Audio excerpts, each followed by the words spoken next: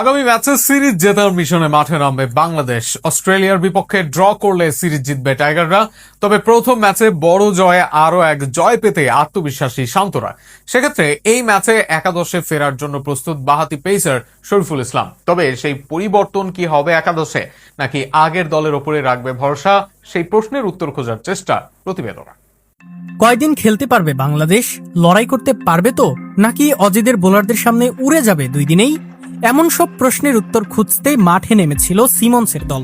অজিদের ডেরায় বিশ্বের কোনো দলই যেখানে দাপট দেখাতে পারে না, সেখানে এশিয়ান বাংলাদেশ দল প্রতিটি সেশন জিতে এখন 1-0-তে লিড নিয়েছে। তবে এবার স্বপ্ন আরো বড়, বিশ্বের সেরা দলটির বিপক্ষে এমন এক মাঠে খেলা যেখানে অস্ট্রেলিয়া আর বাংলাদেশ কেউই কখনো খেলেনি। মূলত এই মাঠটিতে কখনো টেস্ট ম্যাচ হয়নি। বাংলাদেশকে অবহেলা করেই নতুন এক টেস্ট ভেন্যু হিসেবে হ্যারাপ পার্কের মাঠকে পরিচয় করাচ্ছে অস্ট্রেলিয়া। মাঠটি অজিদের 12তম টেস্ট ভেন্যু হতে যাচ্ছে অস্ট্রেলিয়া বাংলাদেশের এই 22 তারিখে শুরু হতে যাওয়া ম্যাচেই। তবে যদিও শরীফুল ইসলাম সুস্থ হয়েছে, কিন্তু আগের পেস অ্যাটাকের দুর্দান্ত পারফরমেন্সের কারণে একাদশে বদল নাও হতে পারে। সেই ক্ষেত্রে সম্ভাব্য একাদশে ওপেনিং এ দেখা যাবে তানজিদ তামিমকে, যিনি হাঁকিয়েছেন ঐতিহাসিক সেঞ্চুরি। তার সাথে থাকবেন সাদমান ইসলাম। এরপর 3 নম্বরে মুমিনুল হক এবং 4 নম্বরে অধিনায়ক নাজমুল হোসেন শান্ত।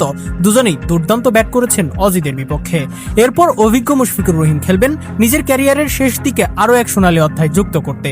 পাশাপাশি 6 নম্বরে লিটন দাস খেলবেন, তা অনেকটাই নিশ্চিত। আগের ম্যাচে ভালো না করলেও এই ম্যাচে জয় পেতে তাকে জ্বলে উঠতেই হবে। 7 নম্বরে অলরাউন্ডার মেহেদী হাসান মিরাজের সঙ্গে স্পিন বিভাগে থাকবেন তাইজুল ইসলাম। আগের ম্যাচে অর্ধশতক রান আর 5 তুলে নিয়েছেন এই অলরাউন্ডার।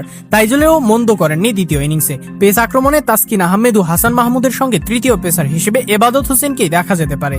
কেননা ইনজুরি থেকে ফেরা শরীফুলের চেয়ে আগের ম্যাচে ভালো করা এবাদতই বেশি যোগ্যতা রাখে এই ম্যাচের জন্য। এক কথায় বাংলাদেশ আগের ম্যাচের একাদশ নিয়েই ঐতিহাসিক টেস্ট সিরিজ জিততে মাঠে নামবে, যে ম্যাচ মাঠে গড়াবে আগামী 22 তারিখ ভোর 6টায়।